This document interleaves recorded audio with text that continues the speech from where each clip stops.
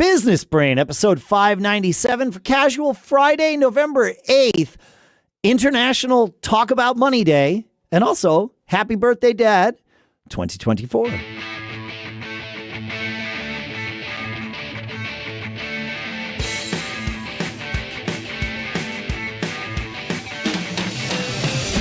Greetings, folks, and welcome to Business Brain, the show where we take some ideas. Some of them are yours, some of them are ours. We analyze them, we dissect them, we use them to tune our business brains each and every time we get together. Our sponsor for this episode is Vanta.com/brain. Vanta automates your compliance for your ISO 27001, your SOC 2, your GDPR, all that stuff. And you can save $1,000 at Vanta.com/brain. We'll talk more about how that works in a little bit. For now, here in Durham, New Hampshire, I'm Dave Hamilton. And I'm still out here in Northern California. I'm Shannon Jean. Amazing. Happy Friday. Happy Friday. Hey, we got a review in where you can go to businessbrain.show/review or reviews. I have it both work to the same thing. That's the easiest path we can get you there to review things. It all works well. You can review on Apple Podcasts or Spotify or several others too. This was an Apple Podcast review from KDU472. Boiled down to, the title of the review, 5 stars. Really good stuff. Boiled down to great info for small businesses and about small businesses. Always fun to hear the good, the bad, and the ugly. All of those got us where we are one way or another. Thanks for pulling it together for us. And that was KDU472. So on Apple Podcasts awesome. In the U.S. Yeah, thank you for that, KDU. If you want to help us out, if you enjoy the show, one of the best things you can do is go leave us a review at that link, businessbrain.show/reviews. Yep. That'd be awesome. Yep. Yes. You have a question from a listener today, right? We do have a question from Ed. Ed says, I've only recently started listening to Business Brain. I've been a listener to Mac Geek Gab since its inception. Well, that's great, Ed. I'm retired now. He says I'm 68 and doing well. I spent my entire career working for others as a software engineer, but I've done well. I'm comfortable with my retirement. I'm using my new time volunteering my efforts for a couple of nonprofits, basically nothing to do with my previous life. They know that myself and family come first, but they are a close second. My questions are, when to retire? I'm enjoying listening to your show and thinking of doing things, new things. I understand the allure, but I also want to enjoy my retirement. Should I consider starting new again and being an entrepreneur? Or should I use my skills to help simply others moving forward? I feel like a dad, a grandpa, to one of those nonprofits. Or should I simply accept and enjoy retirement, whatever that means? What are your long-term plans? Well, that's a hard question, Ed. Good question. I know.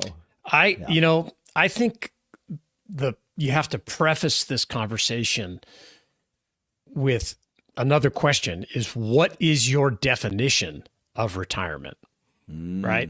Because like when we sold Tech Restore in 2017, kind of technically I retired, but when I really think about it, I just retired from having employees, which was a big deal. For now. Yeah, for now. But I realize you may never go back. I definitely understand this. I have contractors that work for me, right? But having a big team and managing all that. But I kind of consider myself retired in the sense that I have a ton of flexibility. Okay, but I still work all the time. I still put time in on the weekends. I still come up after dinner back to my office and spend time recording videos and building this or doing this and do that. But I really enjoy that. And I don't know that I will ever stop that. Yeah. Because even though I do have some other things I want to do, this part, using my brain and connecting with people, online and in person, it makes me a much better person. And I think I will always do that. And I have some nonprofit stuff I'm involved in. I know you've done some stuff too, just like Ed's saying. So that's part of it. So I don't Yeah, how you define retirement. The thing I would just say is you can never just stop. Whatever it is you're doing, I don't think you should ever stop completely. Yeah. I mean, I feel that way. I know there are some people that retire and like actually enjoy their time. They travel, but they replace work with something else. Generally speaking, that's very important. Yeah, that's right. and so like retirement. It sounds like for Ed, retirement has bought him flexibility and perhaps even freedom, right? Yeah. We're going to talk next week about those two things.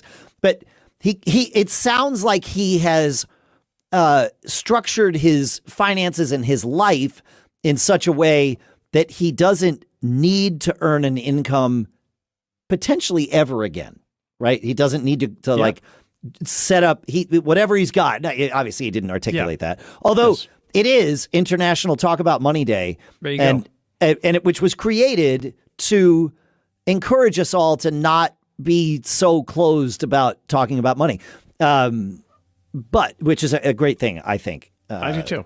Yeah. The definition for me to answer Ed's question, I don't know that I'll ever retire. I'll share a story. I was talking about retirement. This was 15 years ago or something.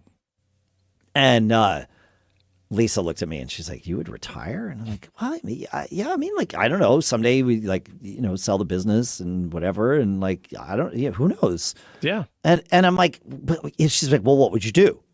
And I said, "Well, it'd be really cool to run an ice cream truck. Like, I think that'd be great. Like to just drive around and like you're giving people selling. Like if we do really well with the businesses, maybe I'm the free ice cream truck. I don't know. But even if we're not, I got to cover my costs or whatever. I'm selling ice cream. And like people are always like, you hear the sound of the ice cream truck come into your neighborhood. Everybody gets happy. Yeah. It's an awesome thing. And she's like, "Okay." And I said, "Yeah." I said, "Now the only problem with the ice cream truck is I would want to learn all the different neighborhoods and the right places to go. And I have a feeling that during that first year, I would find the places to go, but I would realize that I wanted to be in more than one place at a time. So for the second summer, I'd probably buy 2 more trucks." That's it. It's your brain. And right. And she's like, "Okay, so this isn't retirement." And I'm like, "Well, I don't know. Is it like I work summers? I work the days I want." Yeah, and separating it from income, I think that's important. And right, but I would need those other trucks to pay for themselves. Obviously, yes, of course, goes without saying. Yeah. I always say this, and I'm careful how I say this because I don't want to sound. Excuse me, I don't want to sound too bougie, but once you solve for money. Yes. Everything is different, right?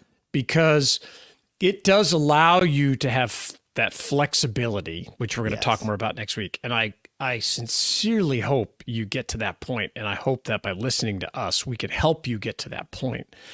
And it's just starting to get going. Doesn't matter how old you are. I didn't have a lot. I mean, I had a great life and some good success and everything, but I was in my 40s, that decade, that things really, my net was strong enough, like we talked about in the last episode, to take advantage of all these opportunities that came along. And I knew I was much more mature and steady and, so I just don't know that there is a right time. And I certainly don't think you can generalize about it. I think that it's so unique to each of us when we get to that point. Hopefully we're healthy. And, Ed, I would say you're not retired if you're, helping and nurturing a nonprofit. He is, and like you are retired from Tech Restore. Yeah, retired from your career. He is retired from that job. From that. Yes, yes. But you've taken on another job. You're not an ice cream man like Dave wants to do. But, like I have some things I want to build as well. Yeah. But I don't consider them, related to my business career. So yeah, it's a great question though. It's just different for all of us. All right, folks, look, Whether you're starting or scaling your company's security program, demonstrating top-notch security practices and establishing trust is more important now than ever. Our sponsor, Vanta, automates compliance for ISO 27001, SOC 2, GDPR, and more, saving you time and money while helping you build customer trust. Plus, you can streamline security reviews by automating questionnaires and demonstrating your security posture with a customer-facing trust center, all powered by Vanta AI. This is such a cool thing. I love leveraging AI in this way for our businesses. It's such a smart way to be able to kind of pull all this stuff together and all the tech that's happening. Of course, it's not just us. Over 8,000 global companies like Atlassian, Flow Health, and Quora use Vanta to manage risk and prove security in real time. And because you're a member of our Business Brain audience, you get a special offer of $1,000 off Vanta at vanta.com/brain. That's vanta.com/brain for $1,000 off. And our thanks to Vanta for sponsoring this episode. Shannon, you and I both find ourselves in positions where we want to take something we know and help someone else with it. In fact, we do that on this show. I do it on my other show. I do it with my employees. You've been doing this lately, and you noticed noticed an important trend. Yeah. I think that I was, making the mistake of assumption, I guess is what it is. Sure. Just because I have done something so many times and, know which buttons to push and click and this and that. And I found myself describing what can be a very complex thing for people just starting out, and me just describing it like in one sentence. Sure. And the example I have is a lot of stuff about buying. I talk about buying liquidation products on auctions, Costco returns, Home Depot returns, all this kind of stuff. I talk about it all the time. And step one is get a resale permit. And I always put that, I just number one, get a resale permit. And I go on to 2 and 3 and 4. And it's been months before somebody finally said, how do you do that? How does that work? How do you get that? And so then I even did it again. I said, just search online for your state plus resale permit. But it's not that easy. It's not that simple. And every state is different. And so I backed up and I did a whole lesson on here's how to find, the location for your state. And here's the steps to go through. Here's how you answer these questions, like what sort of entity and how are you going to, record this? What address should you use? All this kind of stuff. And it just got me thinking about, reminding me that because I've done something so many times and I may be, like you said, on step 5, you have to really break down steps 1 through 4. Yeah. So people can follow along. And I would encourage all of us to look at the things we're trying to teach, whether it's in our customer service departments, our employees, everything.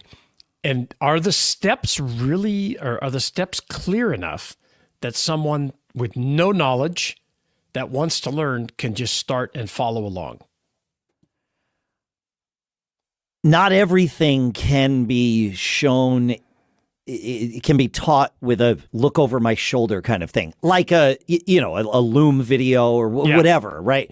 But I often find with all kinds of things that the look over my shoulder while I do it thing is often the key to unlocking what step you're on, right? Like, I love it. Like you said, you'll start with this. It's like, well, okay, wait, how did you get there?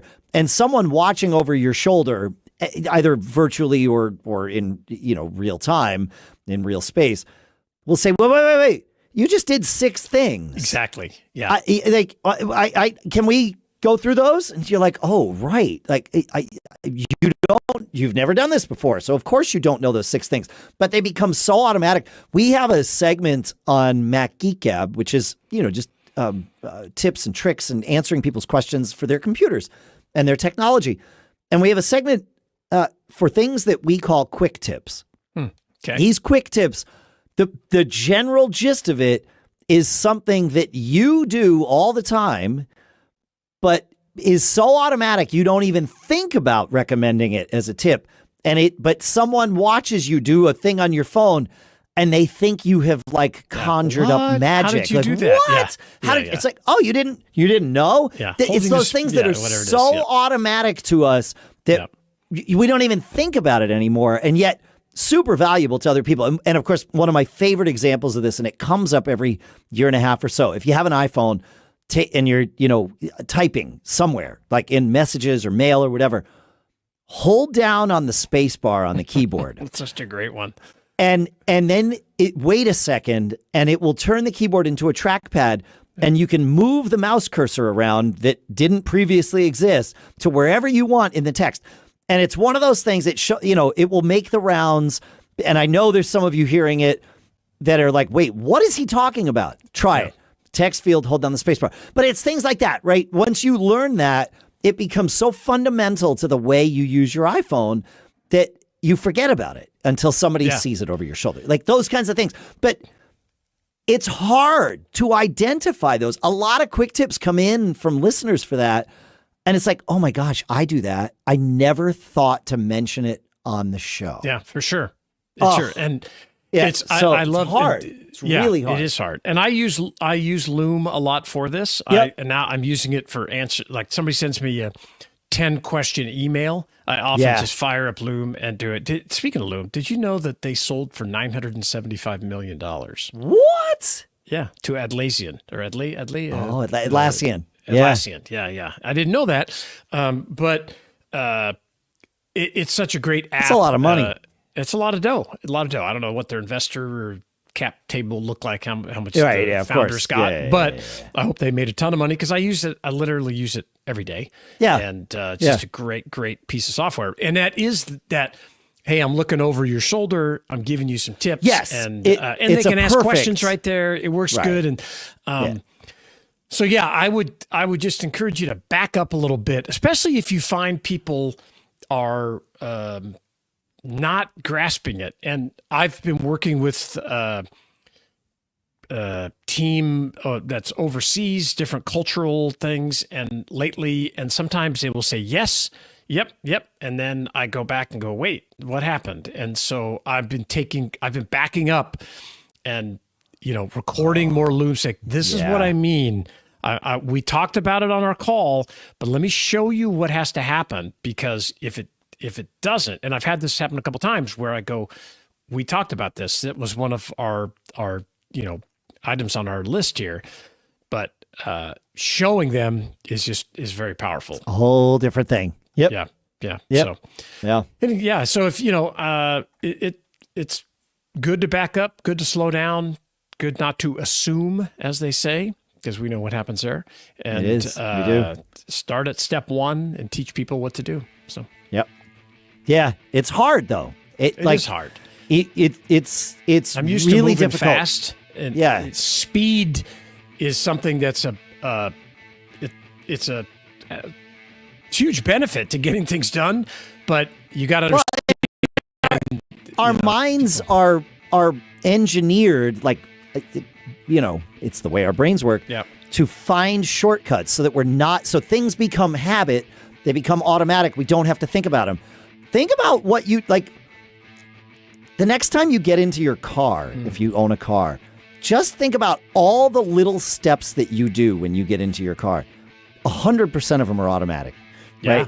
But from the time you grab the door handle to when you've started the vehicle, think about each individual step. What are you doing? Like, where do you put the key? What do you do with your phone? How, watch what you do with your foot when you push the thing. And there's a whole choreographed thing that happens, and you could do it in your sleep. And unfortunately, some people kind of do, and that's bad. But don't do it in your sleep. But that's right. But think about those things, and then it's I don't know. It's just hard. Feedback at businessbrain.show. We love when we get emails like we did from Ed and I forget who it was Jeff. the other day. Jeff, thank you. Yeah. And we've got more coming. So keep them coming. Feedback, businessbrain.show. We'd love to hear from you. Stay subscribed. If I have one ask, leave us a review. businessbrain.show/reviews. We would love that. Keep living that charmed life. We'll see you next week. Have a great weekend.